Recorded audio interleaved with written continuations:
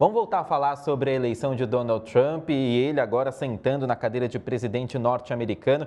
Ele que vem declarando tanta coisa, questionou o papel do Brasil nas negociações pela paz na guerra da Ucrânia. Para falar sobre esse assunto e analisar esse novo capítulo da diplomacia norte-americana, nós recebemos o professor de Relações Internacionais da Universidade Federal Fluminense e pesquisador de Harvard, Vitélio Brustolin. Seja muito bem-vindo, professor. Bom dia para você. Vamos começar falando a respeito dessa fala do presidente Donald Trump, falando sobre o Brasil e o papel, nosso papel nessa discussão da paz tão almejada por tantos, não todos, entre Rússia e Ucrânia. Bom dia, Rafael, Mariana, bom dia a todos. De fato, o Trump questionou como o Brasil foi parar naquela conversa, né? Ele estava assinando os decretos no Salão Oval. E aí a jornalista brasileira, né, ele perguntou se ela era brasileira, ela se identificou como tal. De fato, o Brasil vem propondo alguns tópicos para a paz entre Rússia e Ucrânia, não é uma proposta de paz, são alguns tópicos a serem respeitados, dentre eles, por exemplo, o não uso de armas nucleares, é um ponto que a China tem insistido bastante, desde os primeiros tópicos enviados para a Rússia e para a Ucrânia, especialmente para a Rússia, que tem um arsenal nuclear gigantesco.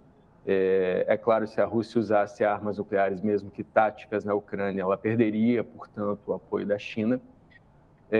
Agora, de qualquer forma, uma negociação pela paz seria bem-vinda nesse contexto, o Trump deixou isso muito claro. Inclusive, ele nomeou para aquela região o general Kellogg, que tem uma grande experiência na Europa. E o Kellogg, Rafael, ele apresentou um plano de paz informal para a Rússia e para a Ucrânia. É informal porque foi aventado logo depois da eleição do Trump, ainda não foi colocado para discussão entre as partes, foi apenas aventado. E esse plano seria o envio de tropas europeias para aquela região de Donetsk, Luhansk, Zaporizhia e Kherson. São 1.300 quilômetros de extensão, com 100 quilômetros de profundidade. As tropas seriam da Alemanha, da Polônia, do Reino Unido, da França e talvez da Itália. Em troca disso, a Ucrânia aceitaria não ingressar na OTAN por 20 anos, e o Trump, o Putin vai fazer 73 anos neste ano, e em 20 anos ele teria 93, então provavelmente não estaria mais no poder. Esse seria um plano de congelamento da guerra, Rafael.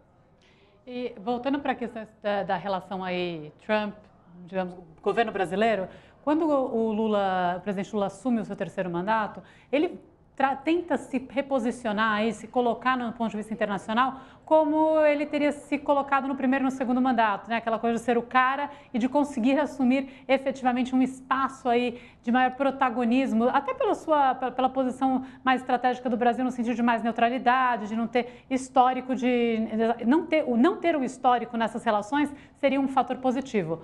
Bom, aí o Trump vem e fala, não, isso aqui é de gente grande, eu que falo com China, com Rússia, no concreto, o Brasil tem espaço nessa mesa, nessa negociação? Mariana, não tem espaço. Na verdade, o Brasil, por mais que tenha, no início, tido um discurso de neutralidade, antes mesmo do Lula tomar posse, ele já fez declarações para a revista Times, por exemplo, igualando tanto a Rússia quanto a Ucrânia, ou seja, o agressor e o agredido. Isso repercutiu muito mal, né? Nós lembramos, logo que o Lula toma posse, ele recebe a visita do Olaf Scholz, primeiro-ministro da Alemanha, e o Olaf Scholz pede para o Lula liberar ambulâncias para a Ucrânia e munição para defesa antiaérea, para defender residências na Ucrânia, munições do Gepard, que é um sistema de defesa antiaérea que o Brasil comprou da Alemanha. As munições estavam vencendo, elas seriam jogadas fora ou utilizadas apenas para treinamento. Nem isso o Lula aceitou. Na verdade, a importação de óleo diesel russo pelo Brasil aumentou em 6.000% em 2003, então o Brasil, pelo Zelensky e por países aliados da Ucrânia, é considerado como um país que apoia o esforço de guerra russo. A mesma coisa aconteceu em Israel. O Brasil tentou fazer algumas declarações, o presidente Lula fez algumas declarações em relação ao Hamas e foi considerado persona não grata por Israel. Israel acusa o Brasil de ser um anão diplomático. Agora, na nossa zona de influência mais próxima, que seria a Venezuela, aí o Brasil, o presidente Lula apoiou o Maduro, disse que a democracia era relativa, recebeu o Maduro em 2023, aliás, com honras de chefe de Estado. e depois nós vimos o que aconteceu na Venezuela, uma violação do direito eleitoral da Venezuela, a revelia dos eleitores, 67%, segundo o Centro Carter, votaram no González, contra 31% que votaram no Maduro. Portanto, essa diplomacia presidencial brasileira não tem funcionado e quando o Trump afirma, olha, como o Brasil foi parar nisso, ele está apenas repetindo o que outros países já disseram, dentre eles Israel e a própria Venezuela, Mariana. Agora, você estava falando, né, que nessa mesa estão sentados os grandes, Estados Unidos, China, Rússia, que o Brasil não tem muito lugar. Agora, falando do Brasil mais especificamente a respeito da postura e da posição de Lula, do comportamento, da diplomacia do presidente Lula, como que você avalia, queria que você aprofundasse um pouco mais, já falou um pouco isso, a posição dele, a forma como ele está se comportando e especialmente o discurso desse Lula 3 na comparação com Lula 1 e Lula 2? Rafael, não é que o Brasil não tenha lugar, o Brasil tem um lugar respeitado na diplomacia internacional, que sempre foi muito técnica e sempre procurou agir de forma prática, sempre primou pelo pragmatismo. Isso não vem acontecendo desta vez. Um exemplo disso é o envio da nossa embaixadora para a posse do Trump, foi a Maria Luísa Viotti. Não faz sentido que o Brasil, que tem uma relação diplomática e comercial relevante com os Estados Unidos, são o nosso segundo maior parceiro comercial, apenas atrás da China desde 2009. Em 2024, por exemplo, nós vendemos 40 bilhões de dólares para os Estados Unidos e 94 bilhões para a China, mas nós tivemos um superávit na balança comercial do Brasil como um todo de 74,5 bilhões de dólares, o que ajudou a conter a desvalorização do dólar, que no ano passado foi de 27%. Então, não faz sentido que para um parceiro importante como os Estados Unidos, que inclusive é o país que mais investe no Brasil, mais do que a China, mais do que qualquer outro país do mundo, nós enviamos a nossa embaixadora enquanto para a posse do Pezeshkian no Irã, um país controlado por uma teocracia que é considerada sanguinária, né? Matou a macha mínima, aquela moça que tinha um pouquinho de cabelo para fora do véu. 500 pessoas foram nas ruas protestar, mataram mais 500. Na posse do Pezeshkian, nós tínhamos o Alckmin, nosso vice-presidente, sentado ao lado do Ismail Haniyeh, líder político do Hamas, que foi morto, inclusive, em Teherã, na sequência por Israel. A diplomacia brasileira deveria se aproximar mais do governo Trump. Isso só foi feito por atos formais. Houve uma carta do Itamaraty para o Marco Rubio, o novo secretário de Estado dos Estados Unidos. Ele é o chefe da chancelaria, ele é ministro das Relações, equivalente ao ministro das Relações Exteriores daquele país. E o Marco Rubio já vem criticando tanto as ditaduras socialistas, né, então Nicarágua, Cuba, Venezuela, quanto os países que têm tido um alinhamento que defendem essas ditaduras. Inclusive criticou o Brasil quando era senador por sua inação em relação à Venezuela. O Brasil tem um papel diplomático importante como mediador, mas, de novo, a diplomacia presidencial, o fato do presidente Lula ter declarado apoio à Câmara 2 dias antes das eleições e ter dito para uma TV francesa, Deus queira que a Câmara vença nos Estados Unidos, não ajuda o Brasil como um todo e não deveria ser o papel de um chefe de Estado, Rafael. Você mencionou que o Brasil, o espaço que o Brasil teria tem a ver com uma tradição diplomática baseada num pragmatismo, num olhar técnico do ponto de vista das relações internacionais.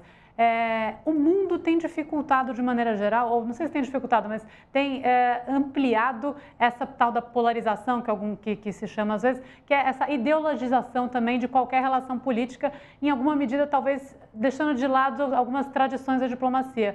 Queria te escutar, dentro dessa comparação que você fez, né, e talvez enfraquecimento ou os erros aí da administração atual do presidente Lula nisso, em que medida que esse acirramento das posições internacionais dificulta uma ação diplomática mais técnica, mais tradicional, como a gente teria no Brasil anteriormente?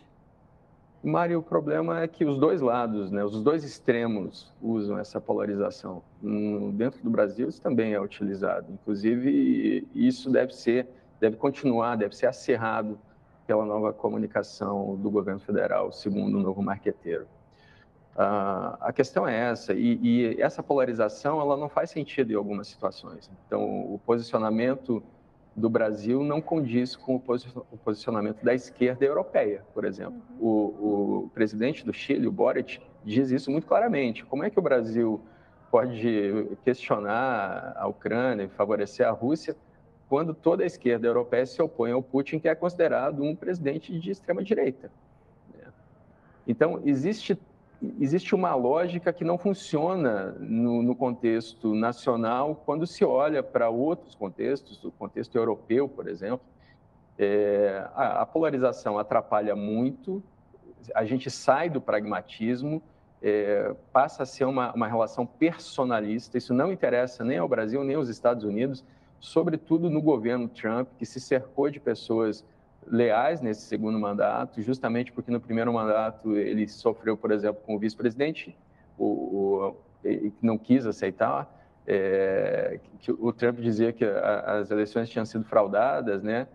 E o Mike Pence, que era o vice-presidente, não aceitou isso e entraram no Capitólio para enforcar o Mike Pence. Então, dessa vez, ele escolheu o J.D. Vance, que inclusive vai nessa mesma narrativa de que as eleições contra o Biden teriam sido fraudadas, o que não se conseguiu comprovar em nenhuma esfera judicial nos Estados Unidos, embora haja uma maioria conservadora na Suprema Corte.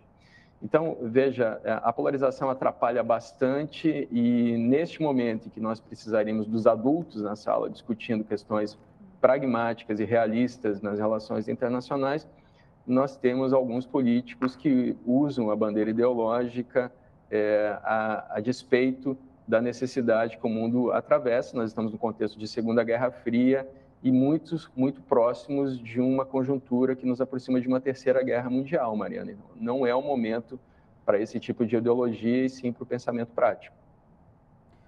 E só para encerrar, pegando carona na sua fala, né? Primeiro, nessa mediação do conflito Ucrânia-Rússia e o papel do Brasil e do presidente Lula, o próprio Zelensky também falou, o Lula perdeu o bonde passou e ele perdeu a oportunidade de atuar mais ativamente no conflito. E falando sobre a importância dos Estados Unidos para o Brasil, nosso segundo maior parceiro comercial, 15% de tudo que o Brasil exporta vai para os Estados Unidos. Então, enfim, são números importantes e dados importantes para a gente ficar de olho para enriquecer nossa conversa, né? Este foi Vitélio Brustolin, ele que é professor de Relações Internacionais da Universidade Federal Fluminense e pesquisador de Harvard. Muito obrigado, viu? Até uma próxima.